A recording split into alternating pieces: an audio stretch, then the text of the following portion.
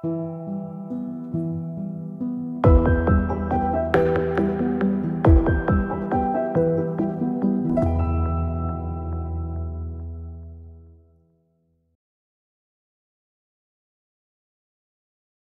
qu'on auditionne maintenant des associations de patients qu'on est tout à fait heureux d'accueillir pour qui nous indiquent leur point de vue par rapport à ces différents problèmes liés à l'isotrétinoïne. Et on va commencer par Madame Caroline Réby pour le mouvement français du planning familial. Madame Réby, vous avez la parole. Vous avez donc un quart d'heure qui va se partager en deux, la moitié pour la présentation, la moitié pour la discussion, si vous êtes bien d'accord. Oui, très bien, merci. Allez-y. Vous m'entendez? Oui, très bien. Alors, j'ai pas fait de présentation de diaporama parce que je pense que l'échange est aussi important. Mais en tant que planning familial, même si vous le connaissez sûrement, donc je vais vous parler de l'approche de la prévention, en fait, surtout les messages de prévention en matière de santé sexuelle et reproductive, à la fois par les séances d'éducation à la sexualité qu'on met en place dans les collèges et les lycées, et à la fois dans nos consultations de gynéco et d'orthogénie. Voilà, dans le cadre du suivi contraceptif et dans le cadre d'avortement. Et donc, je commencerai par l'information parce que c'est ce qui m'avait été demandé, notamment sur les messages de prévention, comment peut-être mieux faire passer des messages de prévention, notamment en matière de santé sexuelle. Il ressort une des premières choses, un message très connu de prévention, c'est la meilleure contraception, c'est celle que l'on choisit. Et à partir de ce message de prévention, on peut en décliner la manière dont on peut intervenir auprès d'adolescentes. Là, je vous parle d'adolescentes, même si j'ai bien vu dans les études précédentes qu'il y avait des grossesses aussi, notamment chez des femmes plus âgées, donc après 20 ans, pas seulement des mineurs. Donc notre approche, nous, c'est principalement à partir de l'approche d'éducation populaire, c'est-à-dire par des échanges entre jeunes, souvent et des partages de connaissances, ce qui fait que le message passe plutôt mieux qu'un message, on va dire, dit institutionnel. Et l'information par les jeunes et par les pairs, notamment, a été reconnue dans plusieurs études pour montrer son impact et ses effets bénéfiques en matière d'acquisition des messages de prévention. On a mis en place en tant que planning familial des programmes de prévention, des programmes de réduction des risques, et notamment une approche par les jeunes ressources, par les jeunes pairs. Alors, on a mis ça en place, des jeunes ambassadeurs en santé sexuelle, notamment en Guyane, où on intervient beaucoup. Il y a plus d'une centaine de jeunes qui ont été formés et on voit le résultat en matière de prévention, notamment sur ces territoires-là, ou également, par exemple, avec des jeunes déficients visuels, des jeunes dans les missions locales, où les jeunes ressources sont particulièrement bien repérés et le message passe mieux que de messages par adultes. Également, on est dans une approche et des documents qui sont adaptés aussi aux âges et au public. Alors, principalement, on va dire, on est vraiment sur des réseaux sociaux. Une approche différente des réseaux sociaux en fonction de l'âge. Plus on est jeune, plus on a une population jeune, plus on va être sur des réseaux sociaux type TikTok, Snapchat, etc. Et plus on vieillit, 18-20 ans, on va être plus sur Instagram, Facebook et d'autres messages comme ça, avec des messages courts et visuels qui passent mieux que du texte ou des versions papier. Et puis, sur l'information sur la contraception ou sur l'avortement ou les IST. Et on va être aussi avec une information importante sur les lieux ressources, parce que c'est important d'avoir en tête toutes les contraceptions qui existent partout en France et la disponibilité. Après, c'est l'accessibilité qui est un point important.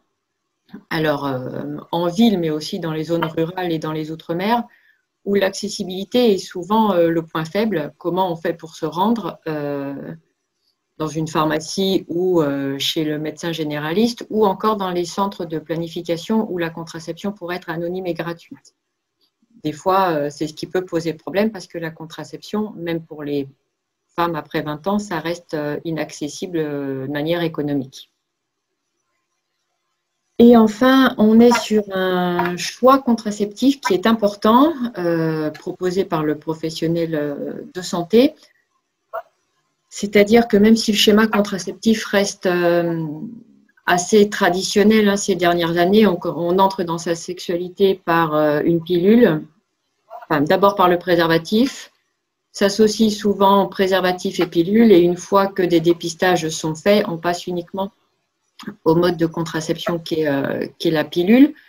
Et puis, on peut avoir en première intention le DIU, mais enfin, dans les chiffres et dans le dernier baromètre santé, on est vraiment dans un DIU en deuxième intention.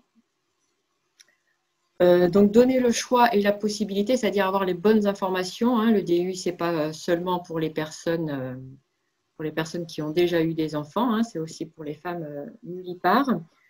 Et dans l'explication, ça c'est un point important aussi qu'on a souvent et qui nous reviennent de la part d'adolescents ou de personnes en demande d'IVG ou de contraception, c'est qu'il y a eu une mauvaise information autour d'une prescription, comme si la prescription d'une pilule allait de soi et on savait forcément la prendre. Ça va dans, on prend une contraception uniquement la veille et la semaine, là on va avoir des rapports et puis on l'arrête, ce qui fait qu'elle est inefficace. Une fois aussi des contraceptions, des pilules qui ont été partagées avec le partenaire, parce que voilà, on avait dit qu'il fallait partager la contraception, mais pas la plaquette contraceptive. Donc le message n'était pas très bien passé. Et le fait de ne jamais l'arrêter aussi, ce qui est évidemment possible, mais dans ce cas-là, on ne va pas comprendre l'effet contraceptif. Et puis le fait de l'arrêter plus de 7 jours entre deux plaquettes et de ne pas bien la reprendre, du coup, ce qui fait qu'elle est aussi inefficace. Donc l'information est très importante et aussi notamment en matière de dépistage des IST, mais là, peut-être ça nous intéresse un peu moins aujourd'hui. Et peut-être pour le dire aussi, dans les retours qu'on a aussi au niveau des adolescentes aussi en matière d'effets secondaires, il y a souvent un manque d'écoute de la part de certains professionnels peut-être dans les effets secondaires en matière de contraception et puis des personnes qui prennent des traitements aussi pour traiter leur acné. On reçoit aussi des jeunes filles dans ces cas-là qui n'ont pas été entendues par leur médecin. Alors, je ne sais pas si c'était le médecin généraliste ou le dermatologue, notamment sur les effets secondaires. Et donc, ils l'arrêtent d'elles-mêmes parce qu'elles ont trop d'effets secondaires et que donc il y a un risque de grossesse non prévu. Et donc, ne pas hésiter aussi à écouter, ce n'est pas seulement dans la tête, hein, le fait d'avoir des douleurs dans les seins et d'avoir des nausées ou de grossir. Parce que le poids est en effet une priorité aussi parfois dans ce choix contraceptif et donc on va préférer arrêter la pilule voilà, au détriment d'un risque de grossesse.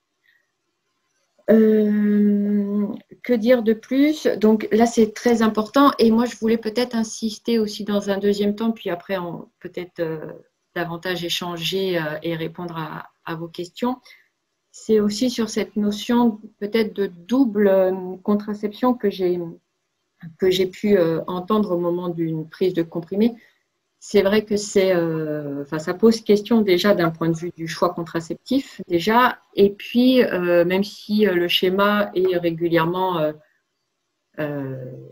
pilule et préservatif en attendant d'avoir des dépistages d'IST, le préservatif est souvent mal aimé pour diverses raisons hein, de la part de l'homme et que souvent il y a des difficultés de la part des jeunes filles déjà de l'imposer à un partenaire, à part si on parle du préservatif féminin dans cette double contraception en plus d'une contraception hormonale.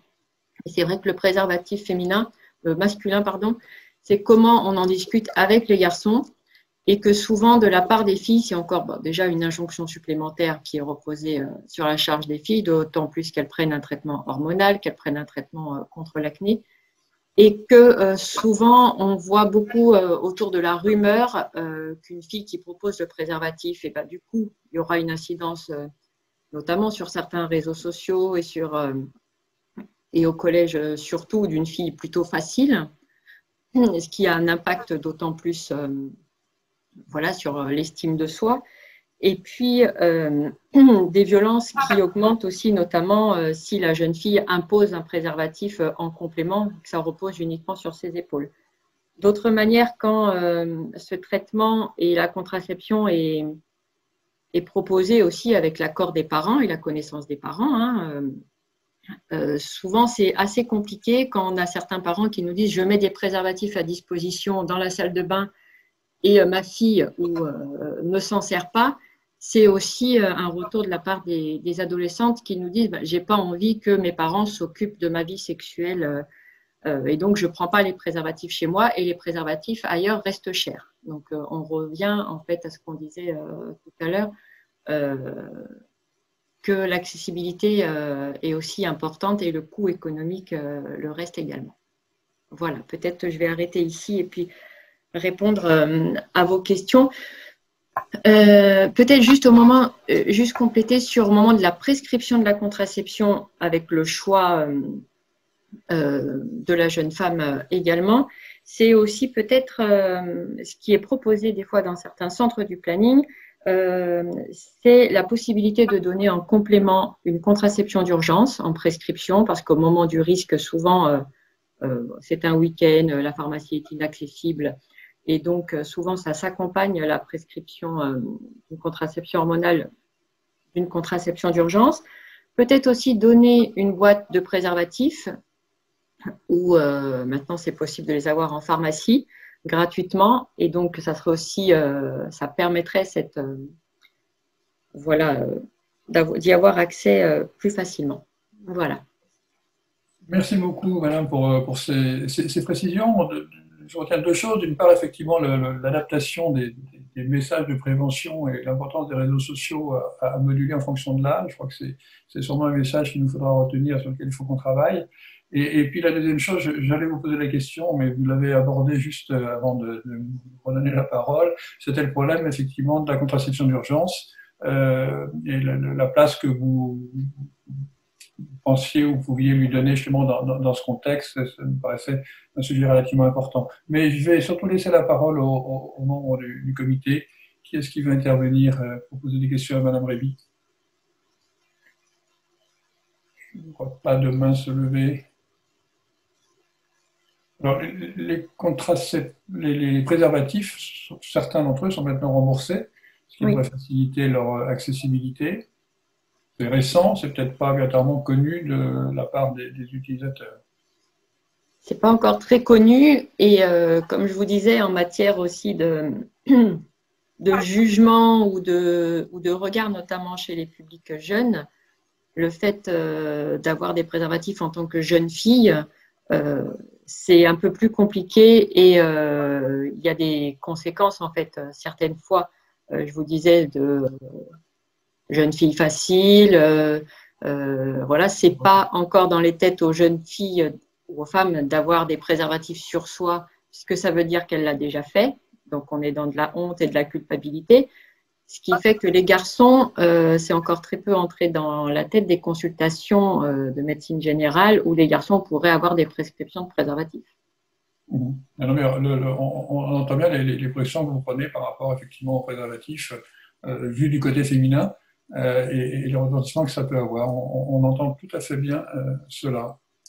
Des questions Moi, je veux bien intervenir, si vous me permettez. Alors, effectivement, dans l'autorisation de mise sur le marché, dans les documents aussi qu'on met à disposition des médecins, des pharmaciens et des patients, il est indiqué que la meilleure méthode, c'est le dispositif intra-utérin ou l'implant. Et puis après, les deux méthodes contraceptives sont recommandées. Mais il est bien précisé qu'en fait, il faut en discuter avec la patiente, il faut la sensibiliser sur ce problème et que la méthode les mieux adaptées à chaque situation doit être prise en considération. Donc effectivement, c'est pas un impératif, c'est pour sensibiliser. plus que ces indications sont écrites dans tous ces documents. Mais j'entends bien ce que vous dites, effectivement, que si toute la culpabilité et tout le poids repose sur la jeune fille, ça peut être parfois compliqué. Donc c'est plus en discuter, voilà ce qui est le mieux, qu'est-ce que vous pouvez mettre en place, quelle est la meilleure méthode en fonction de la situation, effectivement, de la jeune fille. Mais merci pour tout ce que vous avez indiqué, parce que c'est très, très intéressant ce que vous avez dit. Merci beaucoup, madame. Je vous en prie. Et d'autant plus sur les méthodes, enfin sur les DU et les implants. Alors, quand il y a suffisamment de praticiens selon le lieu où on habite, on peut avoir l'implant plus facilement ou le DU, ce qui est parfait pour la jeune fille qui en fait la demande. Par contre, dans certaines régions, il faut aussi avoir en tête que c'est un peu compliqué le parcours contraceptif pour avoir recours à l'implant et au DU. Notamment en plus si on est une jeune fille nullipare, il y a encore des fausses croyances qui persistent en fait aussi au niveau de l'information. Justement. S'il y a d'autres questions? S'il n'y a pas d'autres questions, je vois. Donc peut-être. Oui. Ouais, juste pour ajouter. Madame Génon, vous avez une question? Allez-y. Madame Génon, vous vouliez intervenir? Oui, non, je pense effectivement que ce qui a été évoqué en termes d'accessibilité des deux techniques contraceptives qui sont préconisées, on va dire, le DU et l'implant, elles sont sans doute majeures aussi pour ces personnes et ces jeunes femmes notamment. Ouais. Docteur Bouquet, moi, alors on a la souci d'accessibilité qui va souvent avec l'accessibilité des dermatos, on est dans les mêmes zones. Alors avec une petite nuance, et on aussi travaillé en planning, moi j'ai toujours remarqué que les généralistes qui posent des DU, on pose plus facilement une nullipare que les gynécologues qui posent des DU. Donc en fait, l'accès aux gynécologues est un faux problème dans ce cadre-là. C'est plus qu'un faux à des praticiens qui sont capables de les poser, qui sont un peu expérimentés, parce que c'est pas les plus faciles à poser, on est d'accord. Mais voilà, dans la pratique, on se rend compte que nous, on les pose plus facilement à des jeunes filles, et encore plus on les suit pour des problèmes d'acné, et si on dit qu'il faudra les traiter par Accutane et qu'on les envoie voir un dermato. Mais c'est une problématique, je suis d'accord. Et merci pour l'exposé, il y avait beaucoup de choses intéressantes. Et aussi, si je peux en profiter pour reparler, du coup, de prescrire aussi une contraception d'urgence au moment d'une contraception hormonale, ça serait aussi une bonne solution. Mais néanmoins, la contraception d'urgence s'associe aussi à de fausses croyances encore qui persistent. Alors là, on va être plutôt sur des retours de pharmaciens, principalement, de jeunes filles qui nous font ces retours-là, ou même de jeunes femmes. Et ça persiste encore, comme quoi la contraception d'urgence hormonale rendrait stérile. On ne pourrait pas la prendre plus de 3 fois au cours de sa vie, sinon on ne pourrait plus avoir d'enfants. Enfin, tout un lot en fait de stéréotypes encore qui persistent aujourd'hui et qui ne sont pas vrais et qui relèvent de l'information à la fois pour les jeunes filles, mais à la fois pour les professionnels. Tout à fait. On va arrêter votre présentation et cette discussion et passer la parole à M. Meurant ou à M. Martineau, ou les deux, je ne sais pas, mais ils ont quand même globalement le même temps, qui représente la Fédération française de la peau. Voilà.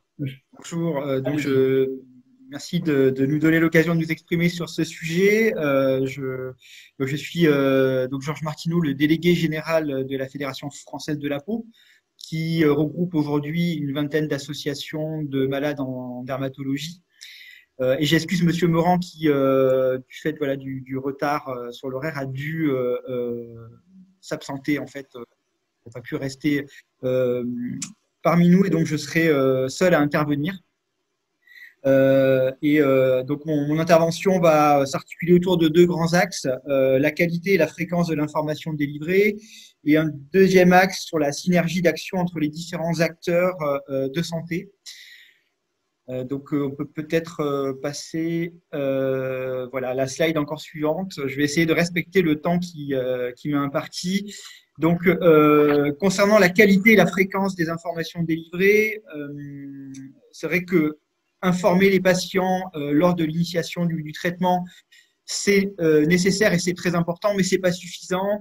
Ce qu'on propose, nous, c'est qu'il y ait un effort qui soit fait tout au long de la phase de prise du traitement, de l'initiation jusqu'au suivi post-traitement. On sait que les usagers d'isotrétinoïne sont majoritairement une population jeune avec des préoccupations et des modes de vie qui évoluent rapidement, et donc pouvoir régulièrement informer sur les risques, ça nous semble très important. On évoquait aussi la possibilité, pour notamment les populations les plus vulnérables, d'une initiation du traitement en 2 phases. Un premier rendez-vous autour de l'information sur le traitement et sur les risques associés, et un second rendez-vous pour recueillir le consentement et initier véritablement le traitement. Concernant les documents d'information et de suivi des patients, effectivement, ils sont aujourd'hui très complets, mais je pense qu'ils gagneraient à être complétés et rendus plus accessibles à l'ensemble des publics qui sont concernés, notamment les plus jeunes.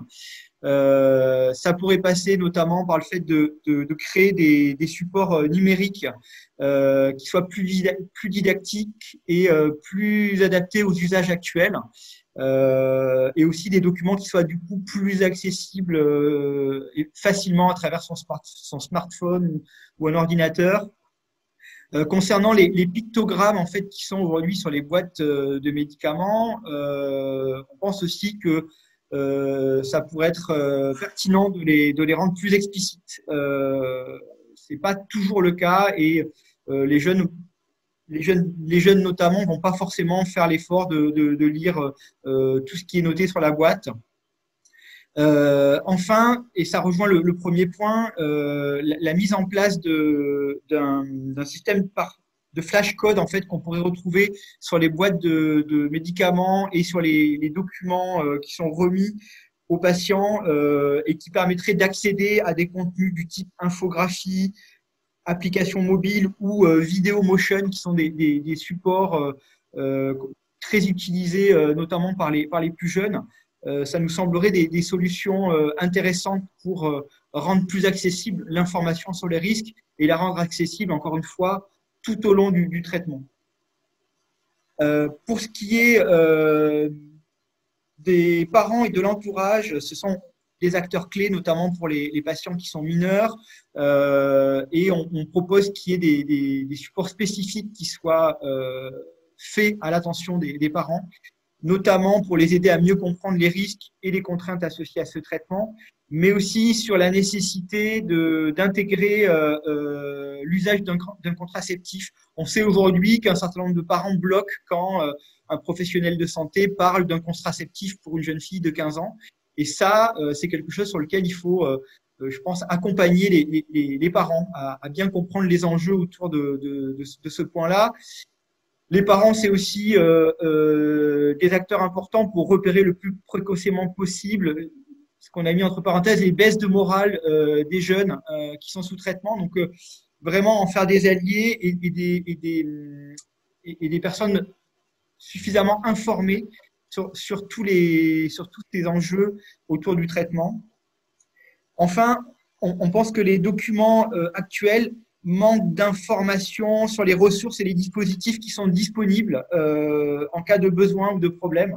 On propose donc d'ajouter dans les supports des liens et des numéros vers les centres de planning familial, les CMP, les numéros d'urgence et d'écoute, enfin tout ce qui est ressources en cas de besoin d'information ou en cas de problème, si par exemple une jeune fille n'a pas respecté ou a pris un risque en étant sous isotrétinoïne, vers qui elle peut se tourner, où sont les ressources. Voilà, ça nous semble important que ces points-là soient ajoutés dans les supports d'information disponibles. Slide suivante. Encore la suivante du coup. Donc, du côté des professionnels de santé, ce qui nous semble important, et c'est un point qui est remonté lors de la préparation qu'on a eue de cette audition, c'est de clarifier l'articulation entre prescription, du traitement et prescription d'un contraceptif. C'est pas toujours très clair qui prescrit quoi et comment on articule ça. Et ce qui nous semble important aussi, c'est de s'assurer que l'ensemble des professionnels de santé impliqués puissent avoir un accès facile à l'information sur les prescriptions qui ont eu lieu. Ça nous semble important aussi que soit proposé systématiquement aux patients un suivi médical, mais aussi un suivi psychologique. Il y a un certain nombre de supports qui permettent d'évaluer l'état psychologique des patients. Donc, ça nous semble important de le proposer plus particulièrement aux personnes les plus vulnérables. La place du pharmacien d'officine nous semble aussi importante. C'est au-delà de la délivrance, hein, c'est un acteur important en matière d'information, de prévention des risques, de contrôle aussi du respect des préconisations et aussi un acteur du repérage de certaines situations qui sont potentiellement à risque. Et donc, c'est important de mobiliser les pharmaciens d'officine et de les sensibiliser pour que ça soit voilà, des acteurs clés. Enfin, ça nous semble important de s'appuyer sur un maillage de professionnels de santé large et qui est susceptible de travailler en lien avec ce public. C'est évidemment le cas des gynécologues, mais aussi de tout ce qui est professionnel de santé scolaire, professionnels de santé au travail, planning familiaux, centres de dépistage, enfin tous ces acteurs qui, à un moment ou à un autre, peuvent être des acteurs qui délivrent ou qui, en tout cas, sont particulièrement attentifs aux risques liés à l'usage de ce traitement. Dans les autres actions possibles, ça nous semble important d'intégrer la question de l'isotrétinoïne et des risques associés dans le cadre de tout ce qui est module d'éducation à la santé sexuelle, dans les parcours en santé scolaire, mais aussi dans toutes les actions qui sont menées auprès des étudiants qui sont, on l'a vu dans les chiffres, hein, les utilisateurs de ces traitements. Voilà, j'ai essayé de respecter le cadre des 5 minutes qui nous étaient imposées, donc je suis allé très très vite et je suis à votre disposition pour échanger plus précisément sur tous ces points. Très vite mais très riche, M. Martineau, donc merci beaucoup pour ces informations et surtout toutes ces pistes que vous nous donnez qui sont très larges mais qui recoupent effectivement tous les intervenants possibles et tous les lieux sur lesquels on peut peut-être avoir des levées d'action concernant ces problèmes d'effets secondaires graves. Donc, sûrement des questions qui vont venir de la part du comité. Marie Tournier. Alors, moi, j'ai une question. Ah, lundi.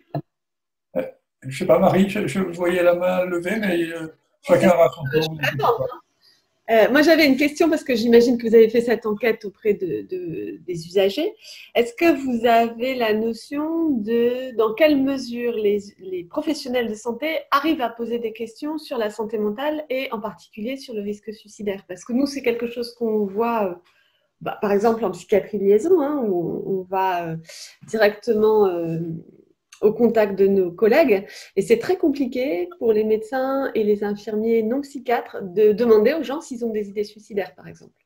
Et est-ce que ça, c'est quelque chose qui est remonté de la part des usagers? Alors, c'est pas remonté en tant que tel. Je vous avoue qu'on a eu un temps de préparation de l'audition qui était assez court. Donc, on a eu des entretiens téléphoniques, mais c'est globalement une question, la question de la sexualité et de la santé mentale, c'est effectivement des questions qui ne sont pas toujours simples à poser, surtout dans des temps de consultation qui sont très courts.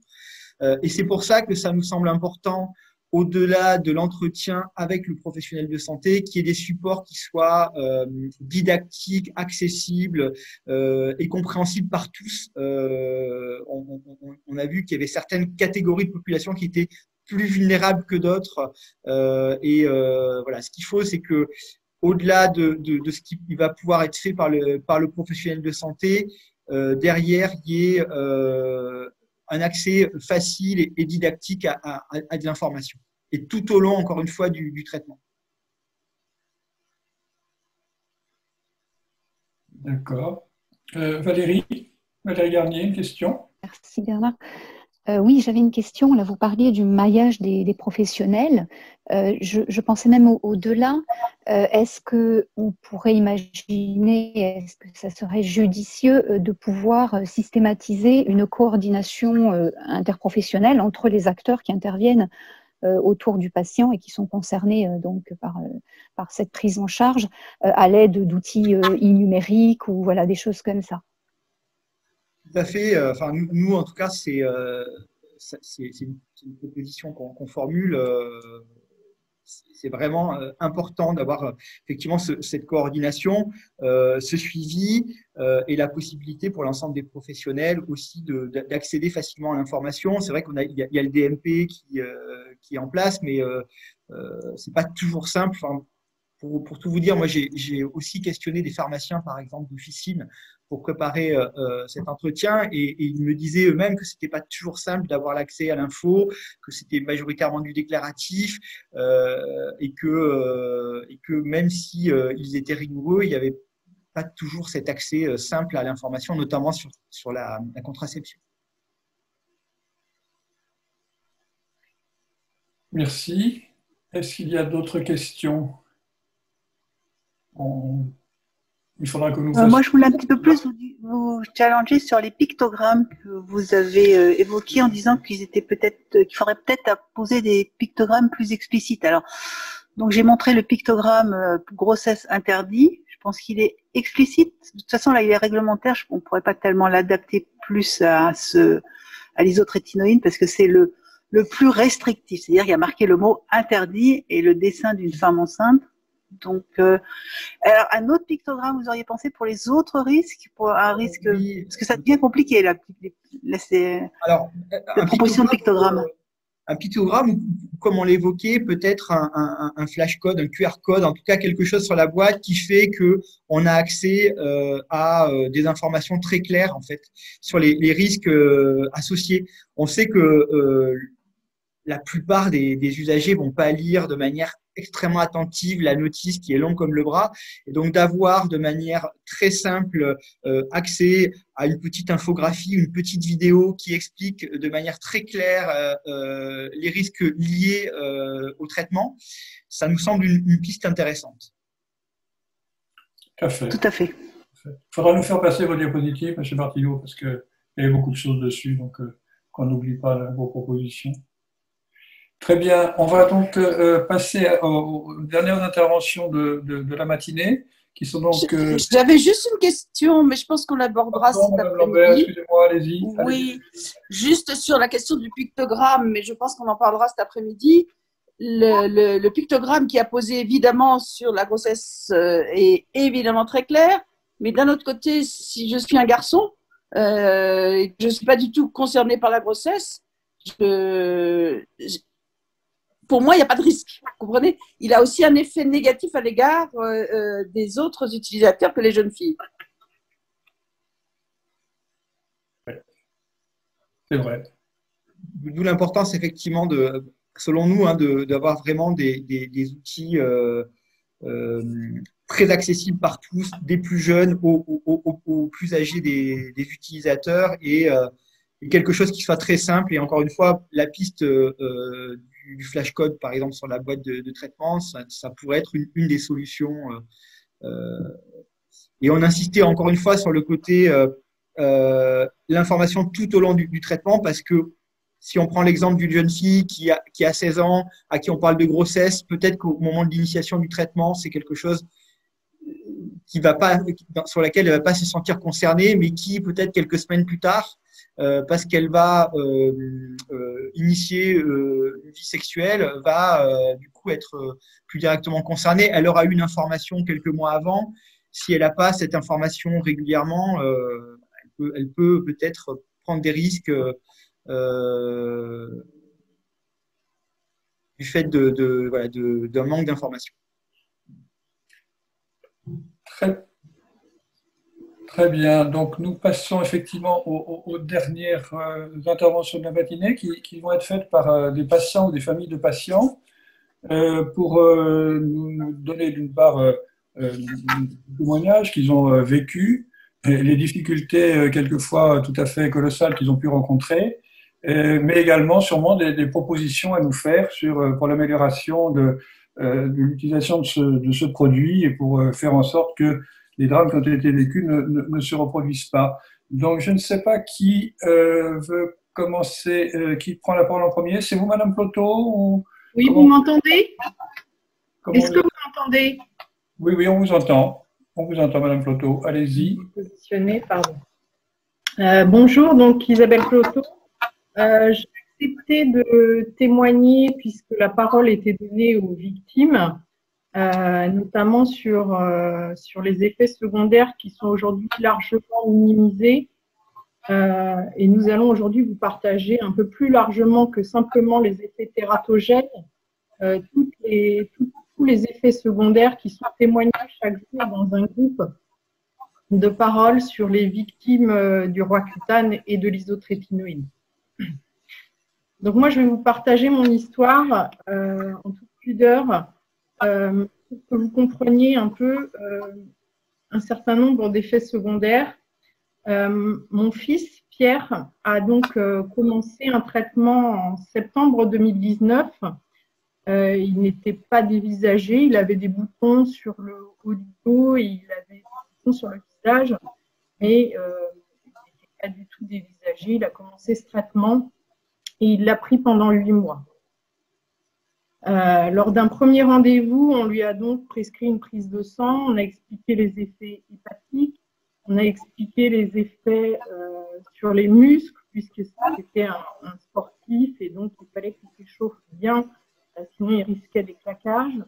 On a vaguement évoqué un effet sur le moral et indiqué comme rare. Ces 2 derniers rendez-vous ont été annulés par le dermato. Pour autant, l'ordonnance a été renouvelée au téléphone par son assistante, sans rappel du médecin malgré les relances. Et donc, le médicament a été délivré par le pharmacien. Donc, on ne peut pas dire que ce soit un médicament qui est fortement encadré, contrairement à ce que me dit le laboratoire, puisque j'ai pu l'obtenir sans ordonnance renouvelée. Et ça, c'était cette année en début d'année, en 2020. Pierre n'avait pas d'antécédents psychologiques, il était amoureux de la vie, il avait beaucoup d'amis, il faisait beaucoup de sport, il était plutôt leader, il encourageait son équipe, il avait une vie sociale importante et il avait des projets à court et long terme. Il avait un projet d'orientation. Il n'avait pas de problème à l'école ou à la maison. Notre vie était agréable et nous ne sommes pas dans un milieu défavorisé. Le traitement s'est passé. Pierre a eu de moins en moins de boutons sur le visage et puis progressivement sur le dos. Donc, il n'avait plus de boutons, mais le 28 avril 2020, il a mis fin à ses jours à 15 ans et 8 mois, alors qu'il avait commencé le traitement à 15 ans. Sidération, incompréhension, bien sûr pour nous, pour ses amis, pour ses profs, parce que ça ne lui ressemblait pas, ce n'est pas du tout son caractère et ce n'est pas un geste qui lui ressemble.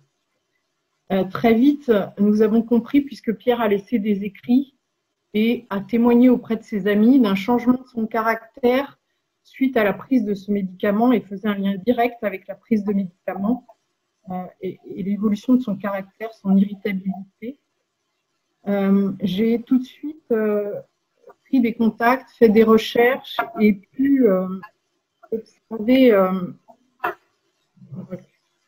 observer les mêmes symptômes chez d'autres jeunes qui ont pu m'expliquer en fait ce qu'ils avaient ressenti, des jeunes qui étaient plus âgés que Pierre et qui ont pris du recul par rapport à ce traitement. Ils m'ont expliqué une sorte de bipolarité avec des moments très hauts et des moments très bas. Ils ont même pour certains amené, ils ne se supportaient plus. J'ai aussi découvert les suicides. Annabelle, Alexandre, tous les travaux de M. Voinel, les témoignages de M. Dubuisson. Un témoignage très fort aussi du jeune Mathéo qui a fait une tentative de suicide, qui m'a bien expliqué ce qu'il avait ressenti. Au passage, Mathéo, bien qu'ayant un lien direct établi avec la prise de cure acné, sa sa situation n'a pas fait l'objet d'une déclaration à l'ANSM. Sa maman a dû se battre pour que le médecin le fasse. Donc j'ai poursuivi mes recherches, j'ai essayé de comprendre ce qu'était cette molécule. J'ai trouvé bien sûr les films, les témoignages, les procès. J'ai compris également que à la création ou à leur mise en marché, eh bien, le professeur Werner Bolag, qui avait découvert cette molécule, avait fait un lien direct avec des effets secondaires majeurs et donc déconseillait la mise en marché pour le traitement de l'acné, puisque ce n'était pas son objet. Ça a été confirmé par 2 autres chercheurs, et puis il y a eu une thèse aussi qui a été faite à l'université de Grenoble et qui indique qu'on ne connaît pas le mode de fonctionnement réel de l'isotrétinoïde. Par ailleurs, j'ai bien sûr pris connaissance des procès aux États-Unis, des procès qui ont été fermés puisque la réglementation américaine permet des ententes financières avec les familles, donc nous n'avions plus accès au dossier des familles. J'ai trouvé aussi les 70 témoignages que avait envoyé M. Voidet déjà à l'ANSM à l'époque. Et puis j'ai lu les études ISOPSI 1 et ISOPSI 2 qui nous ont amené à autoriser et à maintenir la mise en marché de ces médicaments. Donc aujourd'hui, je dirais que tous les témoignages qui nous arrivent montrent qu'effectivement le mode de communication ne fonctionne pas. On voit effectivement l'isotrétinoïde délivré par des médecins sur des durées très supérieures à 6 mois et avec des effets secondaires majeurs qui vont bien au-delà des simples effets tératogènes. Donc, les 2 personnes qui me suivront pourront en témoigner. Voilà ce que je peux vous dire aujourd'hui. Moi, mon message, en fait, est de dire, si aujourd'hui on reconnaît l'effet de cette molécule sur les cellules en formation et à naître, pourquoi est-ce qu'on ne les reconnaît pas sur les jeunes qui ne sont pas encore matures et dont l'ensemble des cellules ne sont également pas formées au niveau du cerveau? Vous mettrez sans doute en avant les effets bénéfices-risques. Je ne souhaite à personne d'avoir son enfant classé dans les effets risques. Et aujourd'hui, moi, ce que je défends, c'est le retrait de cette molécule pour obliger les laboratoires à trouver un autre moyen de traiter l'acné sévère. C'est vrai, c'est un problème pour nos jeunes. Il faut trouver quelque chose. Et je pense que vous avez effectivement une très grande responsabilité quant à la mise en marché de ce produit. Mais le principe de précaution existe et il doit s'appliquer dans tous les domaines de la société. Merci beaucoup, Madame Cloteau. D'abord, on ne peut que s'incliner très respectueusement sur la douleur que vous avez vécue et ce que vous venez de traverser d'une manière extrêmement douloureuse, qu'on comprend bien. Ensuite, je vous propose par contre que nous discutions ensemble, l'ensemble des patients, plutôt que de sectionner la discussion en 3 épisodes, si vous en êtes d'accord. Sinon, on discute d'abord avec vous, puis ensuite avec les autres. Tout à fait, je les laisse s'exprimer parce qu'il y a de nombreux autres effets connus. Et la cellule en Angleterre qui est très active et qui amène aussi et qui est en train de faire une étude en ce moment sur les mêmes termes de l'isotrétinoïde. D'accord. Donc, du compte en cours, on va passer la parole donc à, je pense que c'est Madame Murad qui devait intervenir. Vous m'entendez? Allô? On vous entend. Bonjour. Vous m'entendez? Voilà, oui, tout à fait, on vous entend. Très bien. Madame. Bonjour. Je m'appelle Cathy Murat, j'ai 51 ans et je suis une victime de l'isotrétinoïde. J'ai pris cette molécule il y a environ 32 ans sous le nom de Roaccutane, qui n'est plus commercialisée en France aujourd'hui. Pendant et à la suite de ce traitement, j'ai développé des troubles physiques et psychologiques qui sont toujours présents à ce jour, avec entre autres un diagnostic de fibromyalgie. Je suis reconnue handicapée depuis 2012. Via l'association AVRG, je suis entrée en contact il y a quelques années avec d'autres personnes ayant développé des problèmes de santé suite à la prise d'isotrétinoïde. Avec une autre victime, nous avons créé un groupe Facebook pour avoir un espace de discussion sur ce médicament et ses effets secondaires durables et rassembler les victimes. Depuis sa création, nous voyons régulièrement publier sur ce groupe des témoignages de personnes ayant pris cette molécule et disant souffrir d'effets secondaires persistants. Il s'agit le plus souvent d'effets secondaires inscrits sur la notice du médicament qui ont persisté ou se sont aggravés dans les mois ou années suivant la fin du traitement. Mais nous avons également lu des témoignages de personnes rapportant des pathologies non inscrites sur la notice. Je pense ici en particulier à des maladies auto-immunes de type spondylarthrite, maladies inflammatoires de l'intestin, syndrome sec, fibromyalgie, etc. Au gré des témoignages lus pendant plusieurs années, en France et à l'étranger, nous sommes assez certains qu'il est possible de développer des séquelles durables, physiques et psychologiques suite à un traitement à base d'isotrétinoïne. Nous avons décidé aujourd'hui de participer à cette réunion car nous souhaiterions alerter l'Agence du médicament et les professionnels de santé sur le sujet de ces séquelles durables qui ne se limitent pas, bien qu'ils soient très représentés dans les témoignages, aux troubles psychiatriques. Nous constatons que les professionnels de santé ne sont pas assez conscients et sensibilisés à la possibilité de garder des séquelles de l'isotrétinoïne. Concernant la prise en charge des victimes, elle s'avère très compliquée en raison du manque d'informations et d'écoute des praticiens sur les séquelles. Beaucoup de gens se retrouvent en errance médicale et ont du mal à obtenir des diagnostics ou, quand ils ont conscience de l'origine de leur pathologie, à faire établir clairement le lien entre la prise de la molécule et les troubles développés. Personnellement, j'ai mis beaucoup d'années à comprendre ce qui m'était arrivé et à établir un lien avec l'isotrétinoïne, car à mon époque, il n'y avait pas Internet et je ne pouvais donc pas être informée d'autres cas comme le mien. Concernant les effets secondaires durables, nous observons des troubles psychiatriques, notamment des dépressions légères à sévères, des phobies diverses, des troubles du comportement, des troubles de la mémoire et de la concentration, des cas de bipolarité, des tentatives ou passages à l'acte suicidaire. Ces troubles sont présents chez beaucoup de victimes, mais pas chez toutes. Nous observons souvent, en plus et en dehors de ces troubles psy, des séquelles physiques, les plus représentées étant des sécheresses durables et parfois très sévères de la peau et des muqueuses, la sécheresse oculaire est très représentée, des troubles de la sexualité, troubles de l'érection, sécheresse intime, baisse ou absence de libido, des troubles du sommeil, des fatigues chroniques, des douleurs articulaires ou musculaires persistantes, des troubles gastro-intestinaux et gynécologiques, des chutes de cheveux et enfin des pathologies auto-immunes. Nous vous avons d'ailleurs transmis par écrit une liste plus exhaustive des troubles qui nous sont rapportés. J'ai déjà parlé du manque de sensibilisation des médecins à la persistance des effets secondaires durables de l'isotrétinoïne et du manque d'accompagnement des victimes. Voici d'autres points de vigilance et ce qui pourrait être fait selon nous pour réduire les risques associés à la prise d'isotrétinoïne. Là encore, je ne vais pas pouvoir être exhaustif par manque de temps.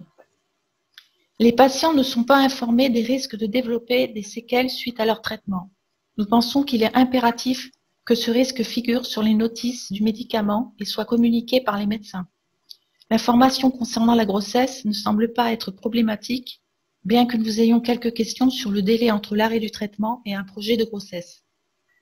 Pour nous, il manque surtout des informations sur les risques de développer un effet secondaire durable, entre autres troubles psy, troubles sexuels, syndrome sec et maladies auto-immunes.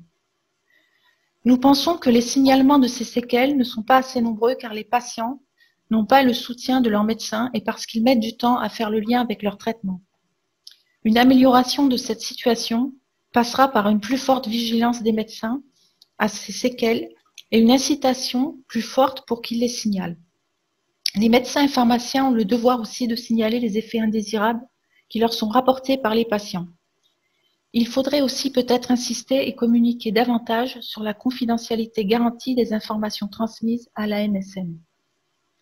Nous pensons qu'une enquête nationale pour répertorier les effets secondaires durables serait d'utilité publique.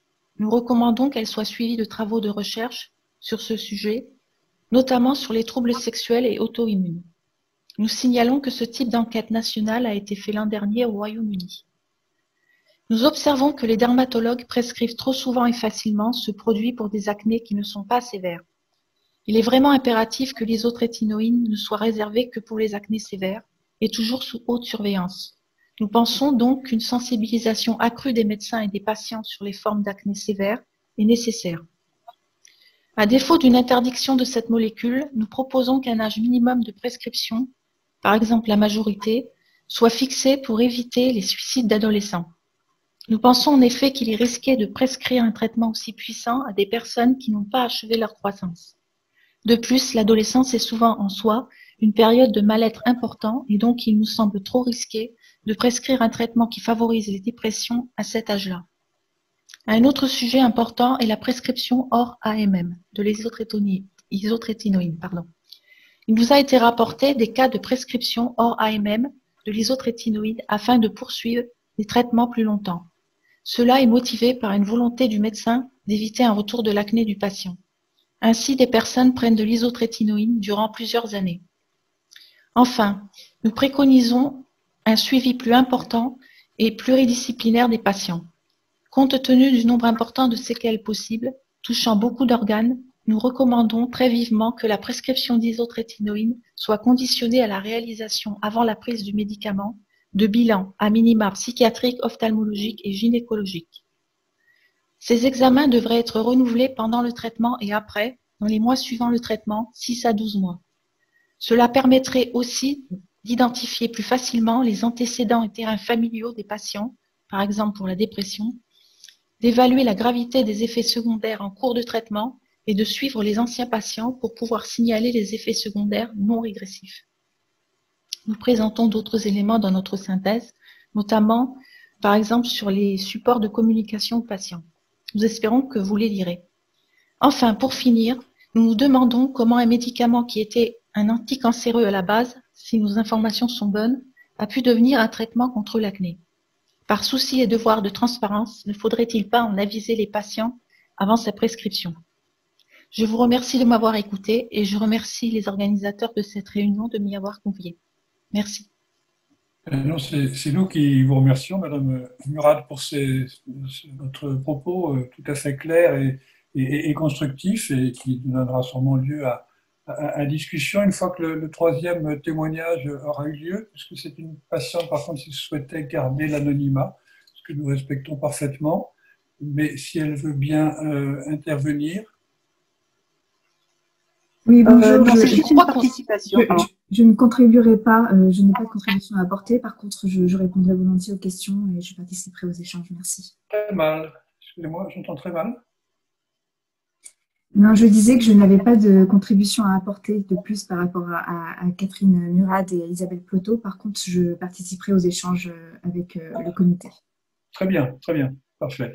Donc on peut ouvrir effectivement la discussion avec Madame Ploto et avec Madame Murad sur ce qu'elles nous ont donné comme information et également comme proposition, parce que aussi bien l'une que l'autre ont émis des propositions qui est effectivement le but de ce comité scientifique temporaire, c'est bien d'avoir des propositions pour faire en sorte qu'on améliore très fortement la prise en charge de l'isotrétinoïne. Je vois la main de M. Mazins, puis de M. Bouquet. Alors, M. Mazins, je vous laisse commencer. Oui, bonjour, merci pour ces témoignages. J'ai une question pour Madame Ploto. Vous nous avez raconté l'histoire de votre fils. J'ai une question très précise. Est-ce qu'il avait eu des prescriptions d'autres traitements avant la prise d'isotrétinoïne, ou est-ce que c'était un traitement de dernière intention suite à des échecs de traitement antérieurs contre l'acné? Il avait eu de l'effizingue. Vous m'avez entendu? Oui, très bien, je vous remercie. Donc de l'effizingue et puis peut-être un autre traitement, mais surtout effizingue parce qu'il était encore jeune. Et donc le médecin avait dit pas d'isotrétinoïne avant 15 ans, c'est déconseillé par les pédiatres car ça bloque la croissance. D'accord. Et donc l'isotrétinoïne lui a été prescrite parce que les traitements, le traitement antérieur était jugé inefficace, c'était ça? Oui, surtout sur la partie du dos, puisque sur le visage, bon, il avait des boutons comme je vous l'ai indiqué, mais n'était quand même pas défiguré. D'accord, je vous remercie. Monsieur Bouquet, j'avais vu votre main levée tout à l'heure. Oui. J'écoutais en même temps, excusez-moi, ces témoignages qui vont dans un sens, mais qui me posent beaucoup de questions. C'est, même si c'est pas la question, et Nathalie va me faire une grimace, mais de bénéficier, c'est-à-dire on est sur une maladie de base qui n'est pas une maladie si grave que ça, et sur des médicaments qui peuvent avoir des effets gravissimes. Et donc, du coup, c'est à vous trois, ma question, c'est dans vos présentations, est-ce que vous pensez effectivement que la gravité de cette maladie au niveau psychologique chez les jeunes peut nécessiter chez certains jeunes, alors j'ai entendu dire l'une de vous trois, pas avant 18 ans, l'utilisation de ce médicament. C'est-à-dire, est-ce que un acné sévère peut être pour vous au point de nécessiter la mise en place d'un traitement qui malgré tout a des risques potentiellement gravissimes? Alors, moi, je peux répondre pour mon cas. Effectivement, il faut soigner l'acné, mais avec des médicaments totalement sécurisés. On ne peut pas mettre en jeu la vie de nos enfants avec un médicament dont on ne maîtrise pas l'action et dont les effets secondaires qui sont toujours minimisés par les labos et une partie du corps médical, puisque comme le disait tout à l'heure Madame Réby, il y a un manque d'écoute de la part de certains médecins sur les effets secondaires. Tant que globalement tout n'est pas pris en charge, on ne peut pas laisser ce médicament sur le marché et il faut amener les labos à investir dans la recherche pour substituer à une autre molécule. Moi, si je peux me permettre, je pense qu'il y a plusieurs problèmes en fait. Il y a peut-être une tendance à prescrire facilement ce médicament, notamment à des femmes. J'ai écouté d'études épidémiologiques à des jeunes femmes qui n'ont pas forcément une acné très sévère, mais qui ont une acné de type hormonal persistante, qui résiste notamment aux contraceptions. Moi, en tout cas, ça a été mon cas. L'isotrétinoïne a été prescrit en dernière intention, effectivement, après un long parcours avec plusieurs médicaments prescrits préalablement. Mais moi, ce que j'aurais aimé savoir, c'est être mieux informée, déjà d'une part sur tous les effets secondaires, puisque moi, il n'a été question que des effets secondaires psychiatriques pour mémoire et encore évoqués de façon vraiment très rapide. Et ensuite, j'aurais aimé avoir la connaissance de ces effets secondaires durables. J'avais préalablement à la prise de mon traitement fait beaucoup de recherches personnelles parce que je savais que ce traitement était problématique, en tout cas que certaines personnes en étaient mécontents. Donc j'avais fait beaucoup de recherches sur Internet, j'avais contacté beaucoup de gens qui l'avaient pris, donc j'avais fait ma propre investigation.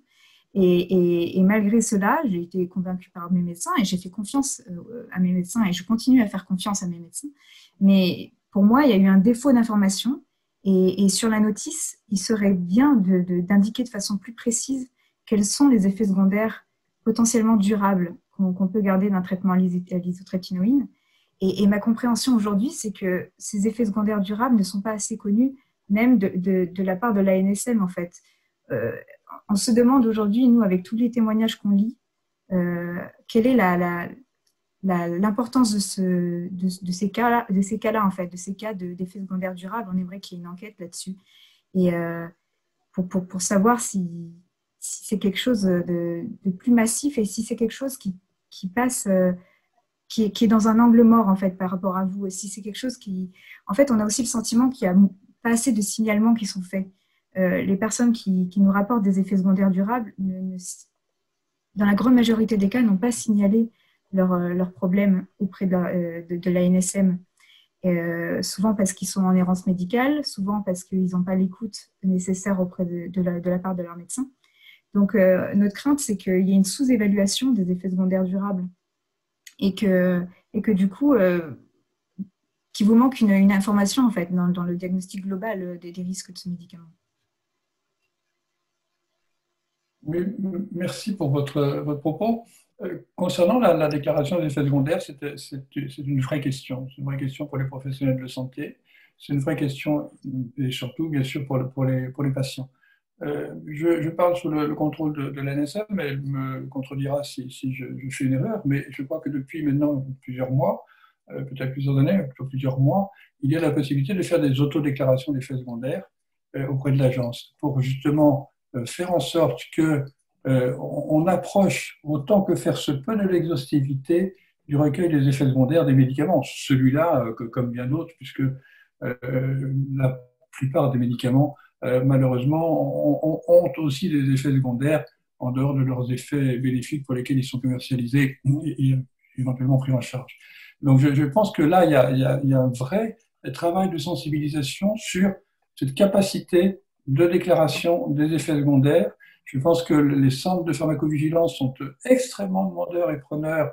Là aussi, si je me trompe, ils me contrediront, mais extrêmement demandeurs d'avoir des informations sur cela parce que c'est le seul moyen que nous avons pour connaître effectivement la toxicité des médicaments en dehors de ce que l'on a pu apercevoir, je dis bien apercevoir, dans les études de mise sur le marché qui concernent certes souvent une cohorte de patients relativement conséquente, mais pas si conséquente que ça, et qui nous font passer de temps en temps à côté d'effets secondaires rares, mais graves.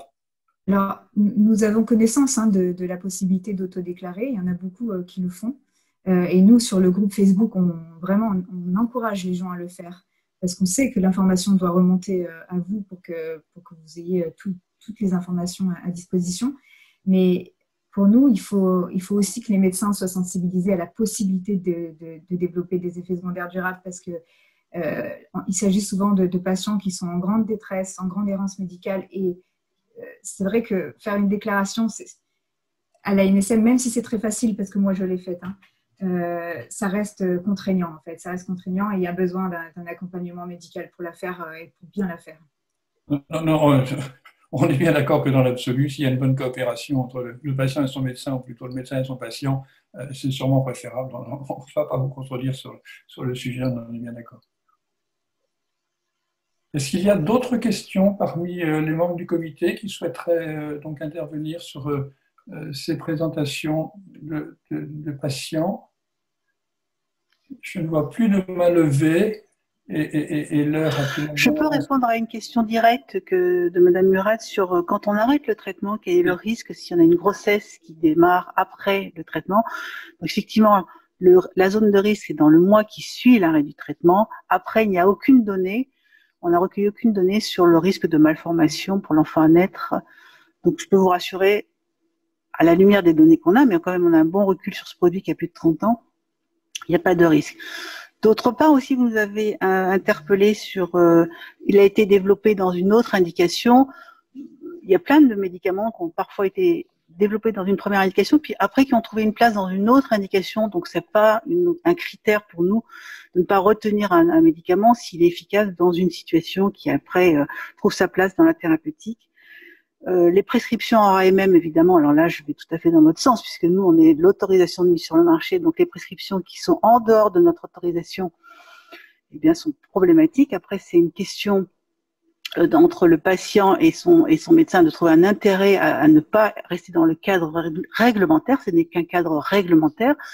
On a tout à fait le droit de prescrire en dehors de ce cadre réglementaire si le bénéfice pour le patient est jugé supérieur au risque qui peut survenir. Et donc, je voulais répondre directement à ces quelques points que vous avez évoqués. Mesdames, je vous remercie pour votre témoignage qui nous est effectivement très utile et très touchant, bien sûr. Merci. Est-ce que je pourrais juste poser une question supplémentaire Oui. Par rapport aux effets secondaires durables, notamment sexuels? Je voulais savoir si la NSM avait récolté des témoignages en ce sens. A priori, ça doit être le cas puisque d'après ce qu'on a entendu, il y a des victimes qui ont rapporté ce type d'effets secondaires à la NSM. Le Royaume-Uni a lancé l'année dernière une enquête pour justement répertorier le nombre d'effets secondaires durables et on voudrait savoir si ça fait partie des réflexions de la NSM pour justement éclairer un peu plus ces cas où il y a des effets secondaires durables et savoir quel type d'effets secondaires sont concernés. À cette occasion, de nombreux articles sont parus concernant les effets sexuels.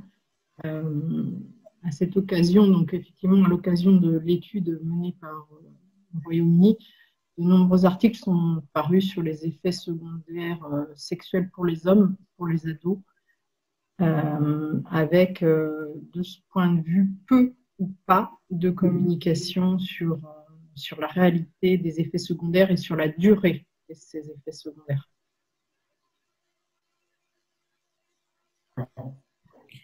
Alors, nous, au niveau de la NSM, pardon, Monsieur Guillot, je prends la parole, je ne vous la coupe pas. Au niveau, on n'a rien de particulier, mais jusqu'à encore récemment, le Royaume-Uni c'est parti de l'Europe, et donc tous les travaux sont partagés au niveau européen puisque la surveillance de ce produit est effectuée à un échelon européen. Donc effectivement, il y a des pays qui sont parfois plus force de proposition sur certains points. Donc effectivement, tout le travail qui est fait au Royaume-Uni est après partagé collectivement au niveau européen. Donc c'est ce que je pouvais vous apporter comme élément de réponse. Moi, j'ai une question supplémentaire, si vous me le permettez, très rapidement. Je suis un petit peu étonnée de ne pas voir parmi vos invités aujourd'hui de médecins ophtalmologues. Parce que, avec notre expérience de plusieurs années et les témoignages qu'on a pu lire, il y a quand même très souvent des sécheresses oculaires durables rapportées à la suite de ce traitement. Et il semblerait que les ophtalmologues soient très sensibilisés, enfin en tout cas, une bonne partie d'entre eux sont sensibilisés à la persistance de ces sécheresses oculaires durables.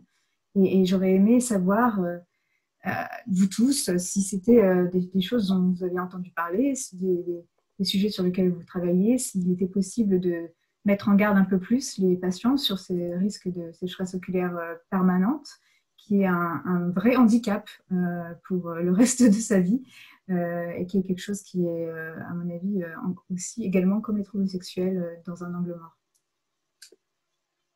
Alors, oui, je peux donner des éléments de réponse. Bon, le risque de sécheresse oculaire au début de traitement est complètement bien connu, à tel point que chez les patients ou les patientes qui sont porteurs ou porteuses de lentilles de contact, ça peut poser un problème et ça peut même presque représenter une contre-indication à l'utilisation du produit. Hein.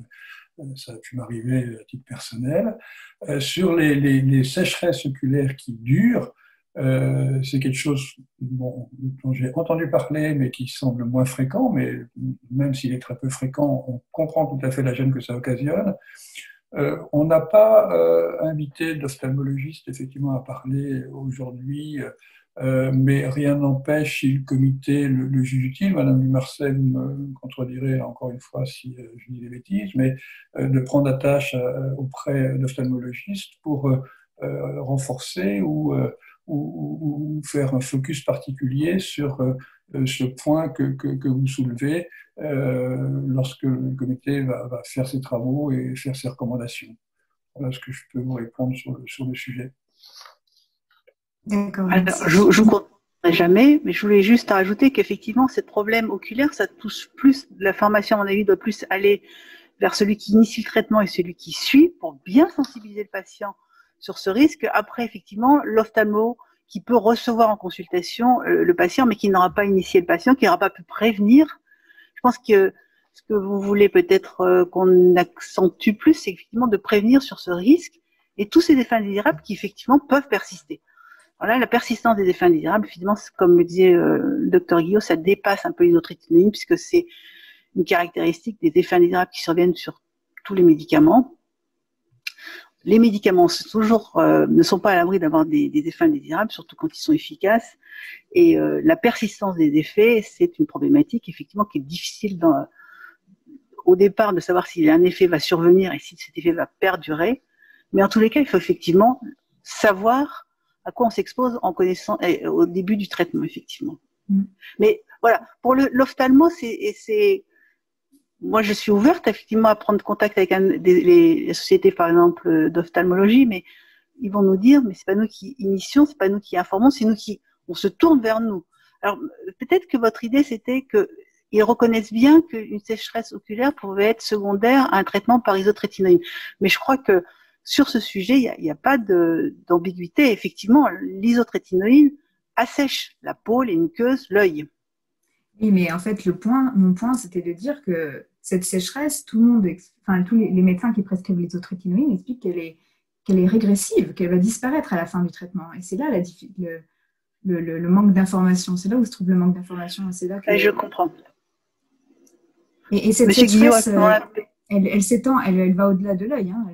Elle va aussi toucher les sécheresses intimes, les muqueuses intimes. Enfin, c'est un vrai syndrome sec qui, chez certaines personnes, est sévère et qui constitue un vrai handicap. Ça va au-delà de la gêne, hein.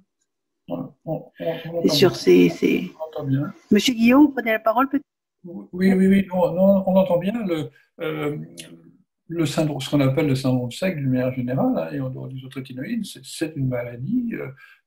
C'est une maladie qui est invalidante, qui pose des problèmes au niveau des yeux, au niveau des muqueuses, et qui comme telle est liée à une inflammation non médicamenteuse, nécessite des traitements quelquefois relativement importants.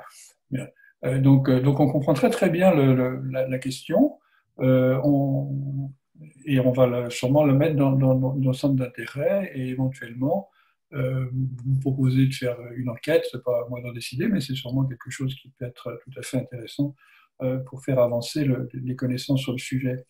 Je crois quand même, malgré tout l'intérêt des échanges qu'on a et l'importance des témoignages qu'on a pu avoir, qu'il va falloir nous arrêter. On a pris du retard, donc j'étais un très mauvais président ce matin, mais on a eu quand même quelques problèmes techniques au début qui nous ont sans doute un peu retardés. Donc voilà, c'est pas que le président qui a failli. Donc je vous propose que nous arrêtions là nos discussions. On devait reprendre à 13h, donc je propose, Madame Dumarsais, si vous êtes d'accord, qu'on reprenne plutôt à 13h45. Madame Dumarsais, vous direz ? Oui, je vous entends. 13h45, parce que... Oui, il y a quelqu'un qui veut parler quand même. Oui, excusez-moi. C'était Madame Murat. Je voulais juste dire quelque chose concernant les effets secondaires qui ne régressaient pas à l'arrêt du traitement. Il y a évidemment les sécheresses oculaires, mais tous les effets secondaires graves dont on a parlé tout à l'heure, il y en a beaucoup qui ne régressent pas à l'arrêt du traitement. On a bien entendu, madame. Votre propos était parfaitement clair et on a bien noté ça, tout à fait.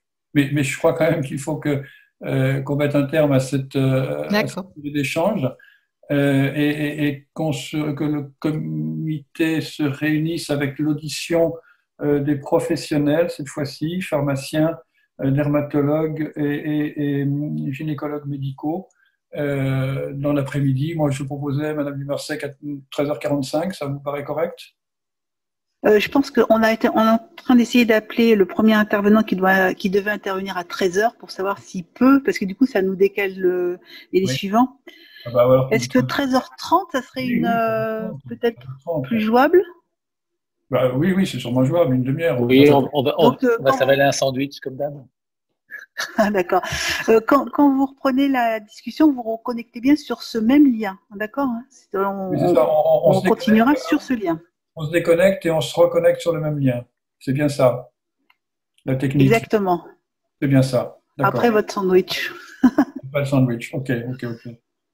Eh bien, écoutez, un grand merci à tous les intervenants et toutes les questions qui ont été posées, qui sont vraiment très éclairantes et vont sûrement nous permettre d'avancer en fin d'après-midi. Bon appétit rapide alors et à tout à l'heure pour la plupart d'entre vous. Au revoir.